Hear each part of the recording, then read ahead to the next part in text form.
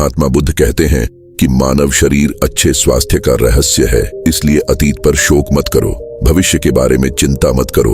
बुद्धिमत्ता वर्तमान में ईमानदारी से जीने में है, लेकिन हम में से अधिकांश लोग यह नहीं जानते कि वर्तमान में कैसे जीना है, क्योंकि वे ऐसा नहीं करते हैं। जीना तो चाहते हैं, लेकिन वे अपने अतीत के बारे में चिंतित हैं, वे भविष्य के बारे में चिंतित हैं। आपको आने वाले भविष्य के बारे में चिंता करनी चाहिए, और यदि आप वर्तमान में जी सकते हैं तो अपने मन को देखने का प्रयास करें, और एक बार जब आप जीना शुरू कर देंगे तो आपका शरीर पूरी तरह से स्वस्थ हो जाएगा। वर्तमान में आपको अतीत से कोई दर्द महसूस नहीं होगा और न ही आपको भविष्य के बारे में कोई चिंता होगी, बल्कि वर्तमान में ली गई सांसें भी आपको खुशी और आनंद देंगी जो आपने पहले कभी महसूस नहीं किया होगा। यदि आप महात्मा बुद्ध में विश्वास करते हैं तो ध्यान से इसे सुनें और इस वीडियो को अंत तक देखें, अन्यथा बाद में आपको पछताना पड़ेगा। अपना कीमती समय बेकार के छोटे छोटे वीडियो में बर्बाद करने के बजाय यहाँ सही शिक्षा लेने में इस्तेमाल करें, जिससे आपको कुछ नया सीखने को मिलेगा।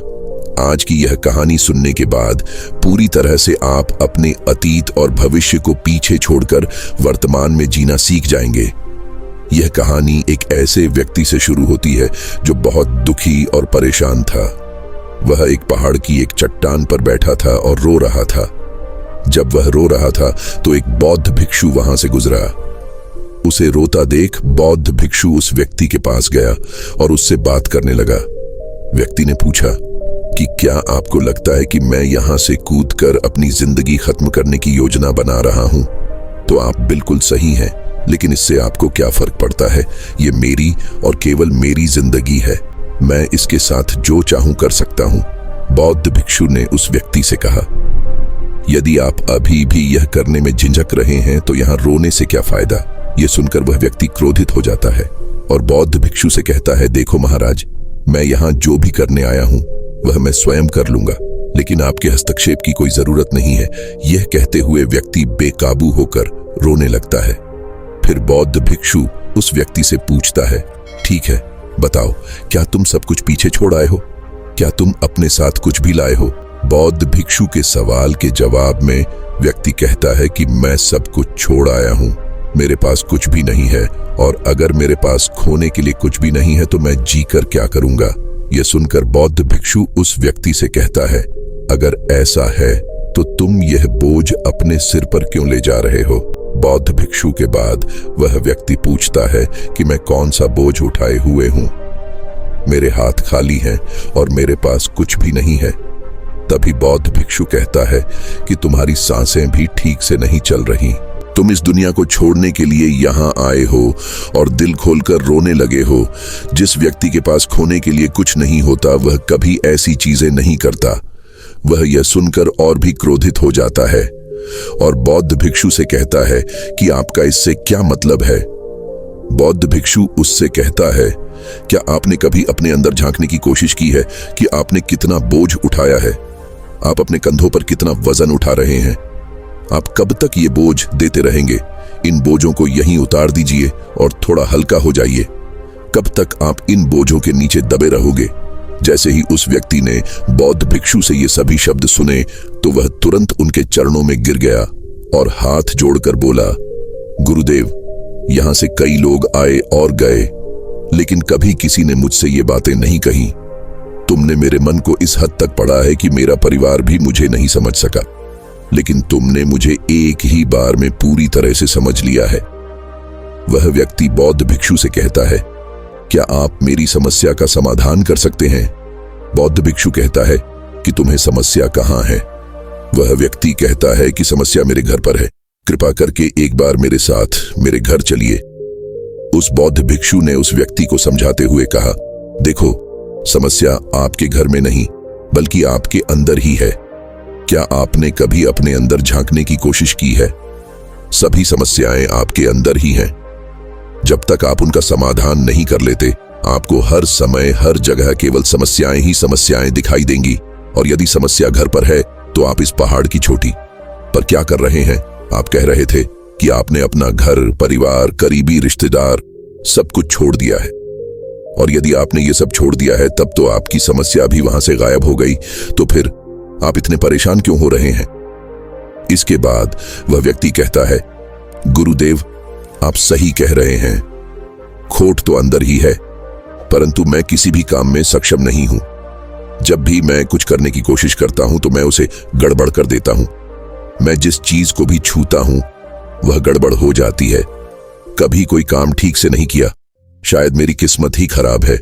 उस व्यक्ति की यह सब बातें सुनकर भिक्षु मुस्कुराने लगा और उस व्यक्ति से बोला, अच्छा, तो ऐसा लगता है कि आपकी किस्मत खराब है, बताओ आपकी किस्मत में क्या खराबी है। तब उस व्यक्ति ने बौद्ध भिक्षु से कहा, गुरुदेव, मैं बिजनेस करना चाहता था और बिजनेस के लिए मुझे पैसों की जरूरत थी, इसलिए मैंने अपने परिवार से कुछ पैसे लिए और उन पैसों से एक अच्छा बिजनेस शुरू किया।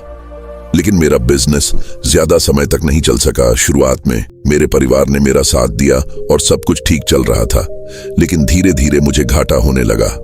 मेरा व्यवसाय और यह सब देखकर मेरा परिवार मुझसे नाराज हो गया और मुझसे दूरी बना ली।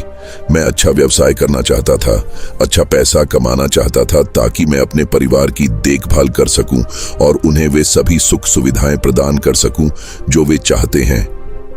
मैं सब कुछ कर रहा था उनके लिए, लेकिन वो लोग मुझे समझ नहीं पाए और हर बात के लिए मुझे ही जिम्मेदार ठहराते थे।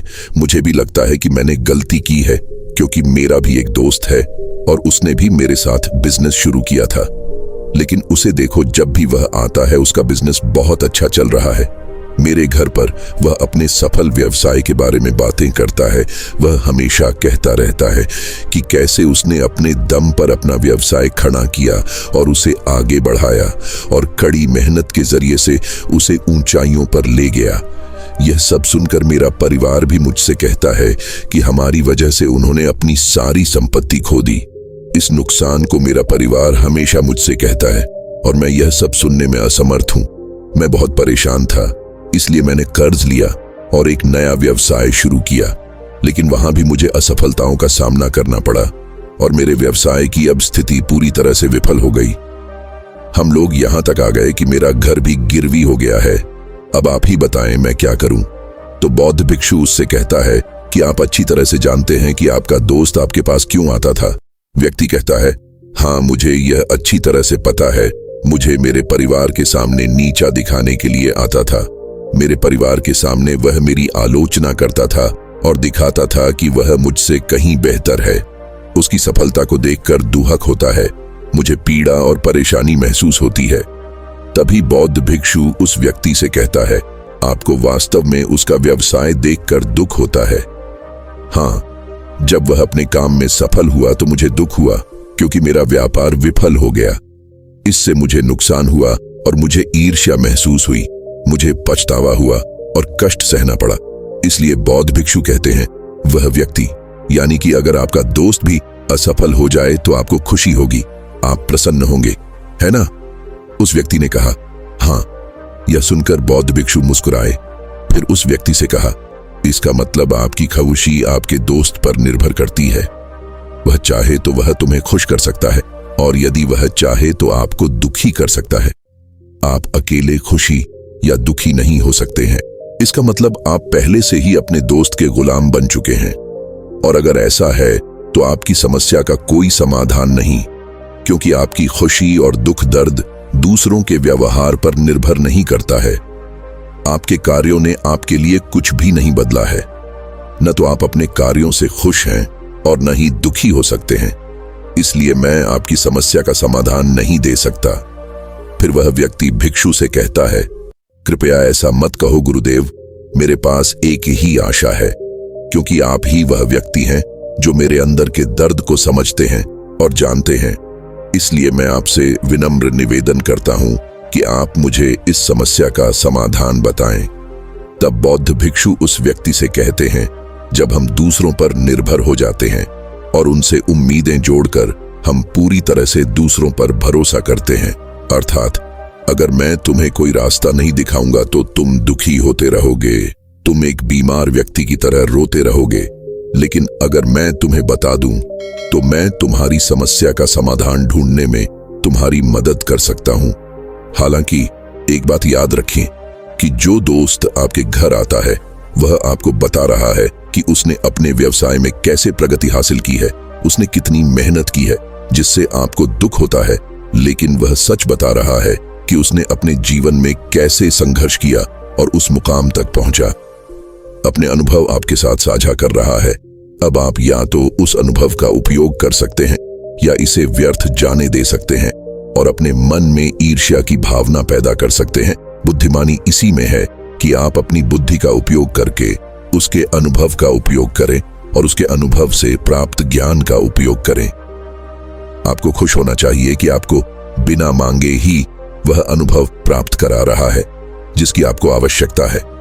आपको अपने मित्र का आभार व्यक्त करना चाहिए क्योंकि आपको वह अनुभव और ज्ञान प्राप्त हो रहा है जो आप अपने जीवन से प्राप्त नहीं कर सके। इसलिए आगे बढ़ें, संघर्षों का सामना करें, उस अनुभव का उपयोग करें और हार न मानें, क्योंकि समय के बारे में एक अच्छी बात यह है कि चाहे वह कैसा भी हो, यह हमेशा बदलता रहता है। इसलिए चाहे समय अच्छा हो या बुरा, उसका बीतना निश्चित है। लेकिन यहां समझने वाली सबसे महत्वपूर्ण बात यह है कि आपको इन दो समयों को देखने के लिए जीवित रहना होगा, और जब आपका अच्छा समय शुरू होगा तो आप अपने हिसाब से अपना व्यवसाय खड़ा करेंगे। संघर्ष करो और उसे उन ऊंचाइयों तक ले जाओ, तो तुम्हारे दोस्त उनकी सफलताओं की कहानी नहीं बल्कि असफलताओं की कहानी गाएंगे, ताकि आप गलत फैसले न लें। और अगर आप भी उनकी तरह बर्बाद हो जाएं, तो आपको अपनी बुद्धि का इस्तेमाल करना होगा। यहां उनकी बातों पर ध्यान देने की बजाय अपनी बुद्धि का इस्तेमाल करें, क्योंकि उस समय वे आपको खुश करने के लिए नहीं बल्कि आपको दुखी करने के लिए आएंगे। ये सब बातें सुनने के बाद वह उन बौद्ध भिक्षु से कहता है, हे गुरुदेव, आप बिल्कुल सही हैं। मैं अपना जीवन नहीं चला रहा हूं, बल्कि मेरे रिश्तेदार और दोस्त इसे चला रहे हैं, जो मेरे जीवन को दुखों से भर रहे हैं। लेकिन यहां मेरा एक सवाल है कि जब मैंने अपना व्यवसाय शुरू किया तो मेरा उद्देश्य क्या था? अपने परिवार को खुश रखने के लिए मैं उन्हें आराम और खुशियां देना चाहता हूं, तो क्या अपने परिवार के बारे में सोचना गलत है? मैं अपने परिवार के लिए ही तो सब कुछ कर रहा था, लेकिन व्यापार में घाटा होने के बाद मेरे परिवार ने भी मुझे छोड़ दिया। यह सुनकर बौद्ध भिक्षु मुस्कुराने लगे। तब उस व्यक्ति ने कहा, इसमें मुस्कुराने की क्या बात है? क्या मैंने कोई गलत सवाल पूछ लिया? तब बौद्ध भिक्षु ने कहा, हर इंसान गलती होने पर सांत्वना की उम्मीद करता है, और आप भी यही चाहते हैं। हर कोई चाहता है कि उसकी तारीफ हो। जब हम कुछ करते हैं और बदले में हमें प्रशंसा नहीं मिलती है, तो इससे हमें बहुत दुख होता है, इससे हमारा दिल दुखता है, और तभी हम यह सोचने लगते हैं कि इस दुनिया में हर कोई स्वार्थी है, हर कोई अपने फायदे के लिए जीता है, हर कोई अपने हित के लिए काम करता है, और हर कोई हमारे साथ सिर्फ स्वार्थ के लिए रहता है, अपने स्वयं के उद्देश्यों के लिए। लेकिन यदि आप किसी को अपना परिवार मानते हैं और अपने परिवार के लिए कुछ करना चाहते हैं, तो आपको ऐसा क्यों लगता है कि आप इसे दूसरों के लिए कर रहे हैं? आप इसे अपने लिए ही तो कर रहे हैं। यदि आप सोचते हैं कि आप इसे दूसरों के लिए कर रहे हैं, तो आप जीवन भर दुखी रहेंगे, और जब आपको एहसास होगा कि आप यह अपने लिए कर रहे हैं, तो आपको अनुभव होगा, अजीब सी खुशी होगी। और जब तक आप काम करते रहेंगे अपने कार्यों को बेहतर बनाने के लिए, आपको किसी की सांत्वना की जरूरत नहीं पड़ेगी। तभी वह व्यक्ति उन बौद्ध भिक्षु से कहता है, हे गुरुदेव, मैं अब तक आपकी बातें समझ चुका हूं। मेरा भाग्य अभी तक दूसरों के हाथों में था। वे इसे अपनी इच्छानुसार खुशी या दुख के रंगों से रंग रहे थे, लेकिन अब मैं अपना भाग्य अपने हाथों में रखूंगा, चाहे वह अच्छा हो या बुरा। मैं हार स्वीकार नहीं करूंगा। अंततः वह व्यक्ति बौद्ध से कहता है, हे गुरुदेव, मैं आपकी सारी बातें समझ गया, लेकिन क्या आप मुझे कुछ ऐसा दे सकते हैं जो मेरे जीवन के सबसे बुरे समय में मेरा साथ दे सके? यह सुनकर बौद्ध भिक्षु उस व्यक्ति को एक छोटा सा उपहार के रूप में बॉक्स दिया और कहा कि यह मेरे बहुत करीब है और आपको इसे अपने पास रखना होगा। यह एक रहस्य है जो आपको सबसे बड़े दुखों से बचा सकता है। भिक्षु उस व्यक्ति को डिब्बा सौंप देते हैं और फिर उस व्यक्ति को छोड़ जंगल की तरफ चले जाते हैं। वह व्यक्ति उस डिब्बे के साथ अपने घर आता है और यहाँ एक नया व्यवसाय शुरू करता है। समय रहते वह अपने व्यापार में हार नहीं मानता और उसका व्यापार फलता फूलता है। उसके सफल व्यवसाय के कारण परिवार भी अब उसके पास वापस आ गया। सभी सुख सुविधाएं प्राप्त की। वह अब न तो अतीत पर रोता था और न ही वह उस भविष्य के बारे में चिंतित था जिस पर उसने पहले से प्लान किया था। बस वह अपने वर्तमान समय को बेहतर बना रहा था। वह व्यक्ति बौद्ध भिक्षु की उस बात को गांठ बांधकर याद किए हुए था कि अच्छा या बुरा समय हमेशा के लिए नहीं रहता। एक बार फिर से उसके जीवन में अच्छा दौर आ गया, परंतु पड़ोसी राज्य ने जिस राज्य में वे रहते थे उस पर हमला कर दिया और उसे पूरी तरह से नष्ट कर दिया। उनका व्यवसाय भी पूरी तरह से बर्बाद हो गया। उन्हें अपने परिवार के साथ कठिनाइयों का सामना करना पड़ा। उन्हें एक स्थान से दूसरे स्थान पर भागना पड़ा। उनके पास खाने पीने के लिए भी पैसे नहीं थे।